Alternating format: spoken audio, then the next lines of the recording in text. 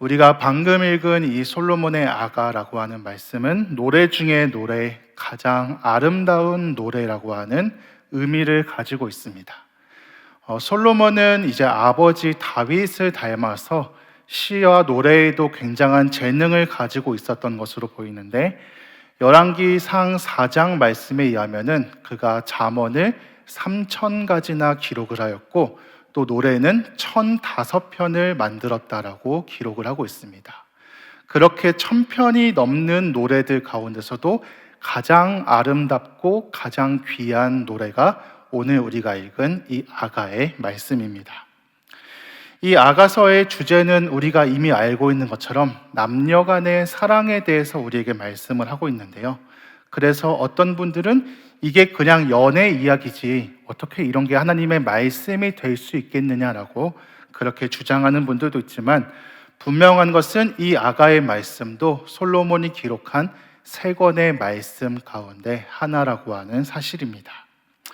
우리가 솔로몬이 기록한 성경을 순서대로 한번 생각을 해보시면은 잠언, 전도서, 아가서 이 말씀대로 기록되어 있는 것을 떠올릴 수 있죠. 그런데 이 말씀을 한번 성경의 기록 순서가 아니라 솔로몬의 인생의 순서대로 기록을 한다면은 어떻게 될까요? 가장 먼저는 아가서가 나오고, 그 다음에는 잠언이 나오고, 그 다음엔 전도서가 나옵니다. 이 아가의 말씀은 솔로몬이 가장 젊은 시절, 그야말로 청춘을 담고 있는 아름다운 사랑의 노래이고, 잠언은 그의 나이가 중년쯤 되었을 때 기록한 말씀이라고 할 수 있고, 전도서는 가장 노년에 이제 생애의 마지막을 바라보는 시점 가운데 기록되어 있는 것을 우리가 볼 수 있습니다. 그럼에도 불구하고 오늘 이 성경에서 아가의 말씀을 가장 뒤에 배치하고 있는 이유는 무엇일까요? 다양한 이유들을 우리가 생각해 볼 수 있겠지만, 이 아가의 말씀이야말로 솔로몬이 자신의 인생을 통해서 전하고 싶은 가장 핵심적인 메시지가 담겨져 있기 때문일 거예요. 앞서 솔로몬은 잠언이라는 말씀에서 여호와를 경외하는 것이 지혜라고 말씀합니다. 인생을 살아보니까 가장 지혜로운 것은 하나님을 섬기는 것이고, 하나님을 믿는 것이야말로 가장 복되다라는 것을 증거하죠. 전도서 말씀은 어떤 것을 증거할까요? 솔로몬이 인생을 살면서 많은 것들을 누려보고 모든 것을 다 경험해 보니까 헛되고 헛되도다.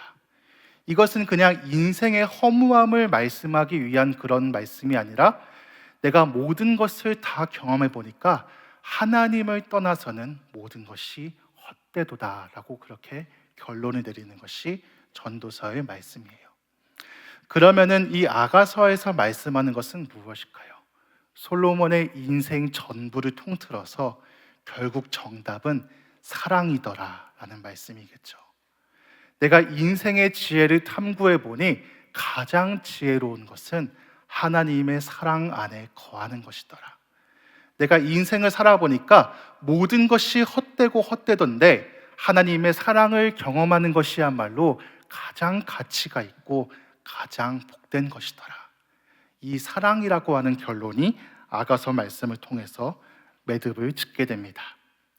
물론 우리가 아는 사랑도 가치가 있고 귀한 것이겠지만, 가장 완전하고 가장 위대한 사랑은 무엇일까요? 하나님이 우리에게 주시는 그 사랑이야말로 가장 완전한 사랑인 줄로 믿습니다.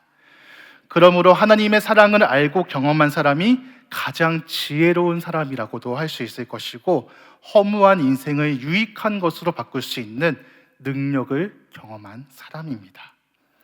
그래서 이 아가의 말씀은 단순하게 연인 간의 사랑만을 우리에게 보여주는 것이 아니라, 하나님과 우리의 사랑이 얼마나 귀하고 아름답고 영원한 것인가를 우리에게 분명하게 보여주는 말씀이에요. 우리는 이 두 가지를 동시에 나란히 봐야 되겠죠. 우리가 구약을 읽다 보면 어떤 순간에는 하나님이 정말 엄격하고 너무나 무서운 분처럼 느껴질 때가 덜어 있습니다. 율법을 볼 때마다 왜 이렇게 죽이라는 말씀이 많이 나오는 걸까요? 또 선지서로 넘어가면은 왜 이렇게 심판과 책망과 무서운 비유의 말씀들이 왜 이렇게 자주 등장하는 것일까요? 그러다 보니까 우리가 구약에서 느껴지는 하나님의 모습은 마치 찔러도 피 한 방울 나오지 않을 것만 같은 냉혹하고 냉정한 분처럼 생각될 때가 너무나 많이 있습니다. 그러나 오늘 하나님께서 이 아가의 말씀을 통해서 우리에게 주시는 것은 무엇일까요? 마치 남녀 간의 사랑처럼 무엇보다 열정적으로 우리를 사랑한다라고 말씀하십니다. 여러분, 연인 간의 사랑을 한번 떠올려 보시면 좋을 것 같은데요. 그 특징이 무엇일까요? 마치 눈이 먼 것만 같은 그런 사랑의 모습이죠. 사랑에 빠지면은 남들이 아무리 뭐라 해도, 주변에서 아무리 뭐라 해도 귀에 전혀 들어오지가 않습니다. 그리고 내가 무엇을 해도, 무엇을 주어도 전혀 아까운 줄을 모르게 되죠. 내가 아무리 손해를 보고 내가 아무리 희생을 해도 그것을 계산하지 않게 되고 그냥 전부를 내어줄 수 있는 것이 사랑의 특징입니다. 어떻게 보면 너무나 바보 같은 것이 사랑의 모습이라고도 할 수 있을 것 같은데, 그런데 놀랍게도 하나님께서 마치 그렇게 뜨거운 사랑으로 저와 여러분들을 사랑하신다는 말씀이에요. 우리가 이 말씀에서 솔로몬은 신랑이신 그리스도를 나타낸다라고도 볼 수 있을 것 같은데요. 이 솔로몬의 이름의 뜻 자체가 우리가 이미 아는 것처럼 샬롬이라고 하는, 평강이라고 하는 이름에서 그 이름이 유래합니다. 그런데 오늘 본문에서 솔로몬이 사랑하는 여인, 이 술람미 여인은 과연 어떤 여인인가라고 했을 때 학자들마다 많은 견해들이 있거든요. 이 술람미라는 이름 자체가 이제 수냄 여인이라고 하는 이름의 뜻에서 유래가 되었다라고 보는 견해도 있고, 아니면은 솔로몬과 똑같이 샬롬이라는 뜻에서 유래가 되었다라고 보는 그런 견해들도 존재해요. 만약에 이 술람미라고 하는 이름이 솔로몬과 동일하게 샬롬에서 유래된 이름이라고 한다면 우리는 여기서 한 가지 차이점을 발견해 볼 수가 있는데, 솔로몬은 평강을 주는 사람이라고 하는 의미를 가지고 있고 술람미는 평강을 받는 사람이라고 하는 의미를 가지고 있습니다. 우리는 여기서 마치 우리와 그리스도의 관계를 떠올려 볼 수 있을 것 같아요. 우리의 신랑 되시는 예수님의 모습은 어떤 분이실까요? 세상이 줄 수 없는 가장 큰 평안과 위로와 안식을 주시는 주님이시고, 오늘 그리스도의 신부된 우리들은 그 주님의 은혜와 사랑 안에 거하는 사람들이라는 사실입니다. 그러면 오늘 본문에서 이 술람미 여인이 대체 어떤 사람이었는가 우리는 살펴볼 수가 있는데요. 한번 6절 말씀 한번 같이 읽어보시겠습니다. 시작.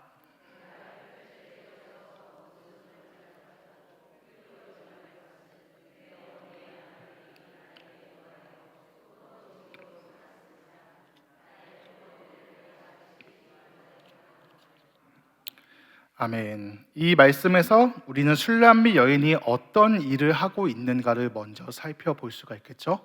포도원 지기로 일을 하고 있다라고 말씀해요. 물론 자기가 하고 싶어서 이 일을 하고 있는 건 아닌 것 같습니다. 반강제적으로, 어떻게 보면은 억지로 지금 이 일을 하고 있는 것을 우리는 보게 돼요. 그런데 이 재밌게도 이 일을 시킨 사람들을 표현하는 방식인데요, 내 어머니의 아들들이라고 표현하고 있습니다. 우리가 보통 여동생과 오빠의 사이가 좋지 않을 때 하는 말이 있죠. 우리 엄마 아들, 내 오빠가 아니라 그냥 엄마 아들이라고 하잖아요. 그런 것처럼 내 어머니의 아들들이라고 이렇게 묘사를 하고 있어요. 아마도 정말 사이가 좋지 않았던, 거리감이 있었던 이복남매를 뜻하는 말일 수도 있고요, 아니면은 정말 친남매지만 사이가 정말 좋지 않은 관계로도 생각해 볼 수 있습니다.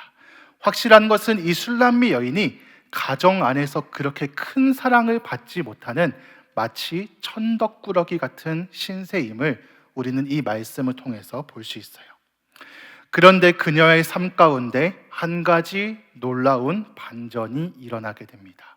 그녀가 사랑에 빠지게 된 것이죠. 누구와 사랑에 빠지게 될까요? 네, 솔로몬 왕과 사랑에 빠지게 돼요. 여러분, 솔로몬이 어떤 인물일까요? 우리가 이미 알고 있는 것처럼 가장 지혜로운 지혜의 왕이고 이스라엘의 전성기를 이끌었던 너무나 부요하고 강력한 힘을 가진 왕이었습니다.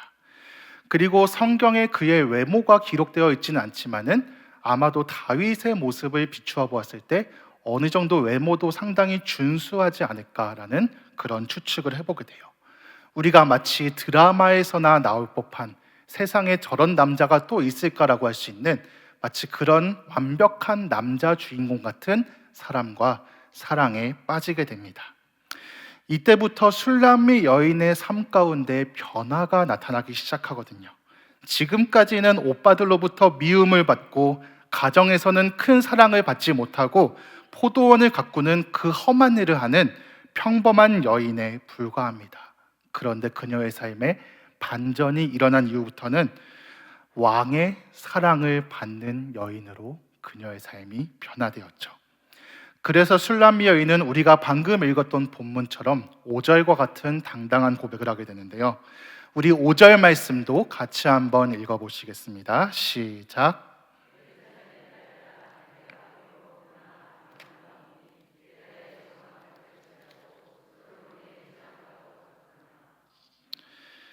지금 이 술람미 여인은 내가 비록 검다라고 이렇게 이야기를 하고 있어요. 우리가 추측해 보기는 처음부터 그녀의 피부가 까맸을 것 같지는 않습니다. 아마도 포도원 지기라고 하는 일을 하면서 그 무더운 중동 날씨에 뜨거운 햇빛을 받으면서 오랜 시간 야외에서 일을 하다 보니까 어느 순간 그녀의 피부가 새까맣게 타버렸다라는 것을 우리는 충분히 예상해 볼 수 있겠죠. 그런데 이 검은 피부라는 말은 단순하게 외관상으로도 좋지 않다라는 의미를 가질 수도 있겠지만 또 한 가지는 그녀의 신분을 의미하기도 합니다.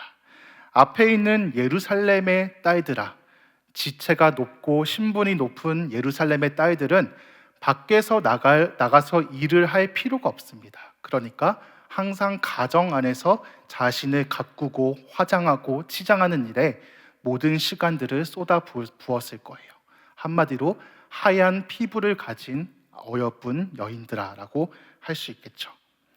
그에 비해서 이 술람미 여인은 검은 피부라고 하는 이 외형적인 단점뿐만 아니라 초라한 신분이라고 하는 그녀가 스스로 생각하기에 상당히 자신을 초라하게 여길 수 있는 조건들을 갖추고 있었습니다. 그럼에도 불구하고 오늘 이 술람미 여인은 스스로 무엇이라고 고백할까요? 내가 검으나 아름답다. 여러분, 그녀가 아름답다고 말할 수 있는 이유가 무엇일까요? 처음부터 공주병을 가지고 있었기 때문에 지금 이런 고백을 하고 있는 걸까요? 그것이 아니겠죠. 마치 검게 그슬린 피부를 가진 나의 모습조차 남들 앞에 내세울 것이 없는 그런 평범한 포도원 지기에 불과한 내가 스스로 아름답다라고 고백할 수 있는 이유는 나는 왕의 사랑을 받는 여인이기 때문입니다. 여러분, 이 게달의 장막이라고 하는 표현 역시 마찬가지인데요. 이 게달이라고 하는 말의 의미는 아브라함의 장남이었던 이스마엘의 후손들을 의미합니다. 그들은 장막을 칠 때에 가장 겉부분에 검은 염소 가죽을 씌워서 만들었기 때문에 게달의 장막하면 당시 사람들은 검은색 장막, 까만 장막의 모습을 쉽게 떠올릴 수가 있었어요. 술람미 여인이 자신의 모습을 볼 때 마치 나는 이 게달의 장막처럼 검은 여인입니다라고 하는 동일한 표현들을 하고 있는 것이죠. 그러나 실제 자신의 모습은 마치 솔로몬의 장막, 이 왕의 장막과도 같다라고 고백하고 있어요. 이것이 왕의 사랑을 받는 여인의 모습이라고 우리에게 말씀합니다. 겉으로 볼 때에는 예루살렘에 있는 하얀 피부를 가진 여인들의 모습을 누구나 부러워할 수 있는 그러한 상황이지만 나는 그러한 것들이 조금도 부럽지가 않다라고 하는 말씀입니다. 어쩌면 이것이 우리의 정체성을 보여주는 말씀인 줄로 믿습니다. 우리의 모습을 돌아볼 때 세상에 비추어 봐서 어쩌면 우리는 스스로 검다라고 말할 수밖에 없는 그런 삶의 모습으로 살아가고 있을지도 모르겠어요. 내가 나의 모습을 아무리 뜯어봐도 나는 아름다운 구석이 그렇게 많지 않습니다라고 말할 수밖에 없는 그런 우리의 모습인지도 모릅니다. 내가 몸담아 있는 환경 역시, 삶의 처지 역시 나는 그냥 평범한 포도원지기에 불과합니다. 그것이 우리의 삶의 모습일지도 모르죠. 그래서 바깥에 있는, 세상에 있는 하얀 피부를 가지고 있는 너무나 높은 신분을 가진 사람들을 만날 때마다 스스로가 아무것도 아닌 것처럼 느껴지게 되고, 왜 이렇게 내 인생은 초라하고 볼품이 없을까? 왜 나는 아무것도 아닌 것처럼 그렇게 스스로를 바라볼 수밖에 없을까라고 하는 마음들을 갖고 살게 됩니다. 그러나 오늘 우리에게 세상을 조금도 부러워하지 않을 수 있는 이유가 있다면 그것이 무엇일까요?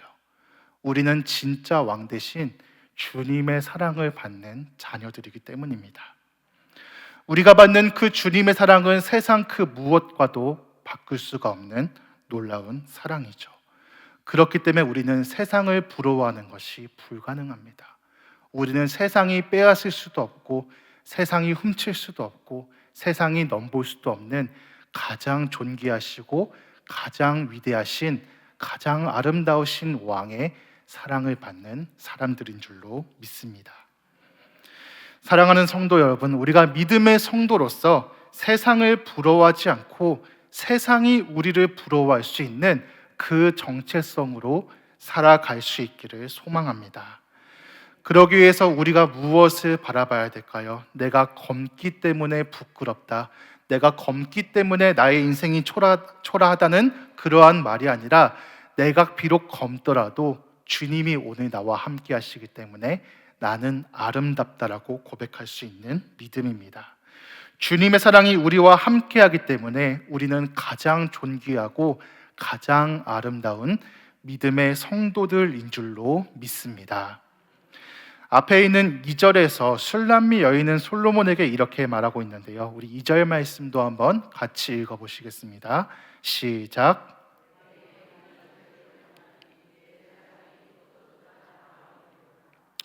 지금 이것은 솔로몬을 향한 술람미 여인의 고백의 말인데요, 지금 이 여인이 솔로몬을 어떻게 부르고 있는가라는 것을 한번 주목해서 봤으면 좋겠습니다. 왕이시여 라고 그렇게 높여 부르고 있을까요? 너의 사랑이라고 그렇게 표현을 하고 있죠. 평범한 신분의 포도원 지기가 감히 왕한테 너라고 부르는 것이 가능한 일일까요? 일반적인 경우라면 큰 벌을 받아도 할 말이 없는 상황이라고 할 수 있을 거예요. 그런데 오늘 술람미 여인은 너무나 당당하게 왕인 솔로몬 앞에서 너의 사랑이라고 그렇게 표현하고 있습니다.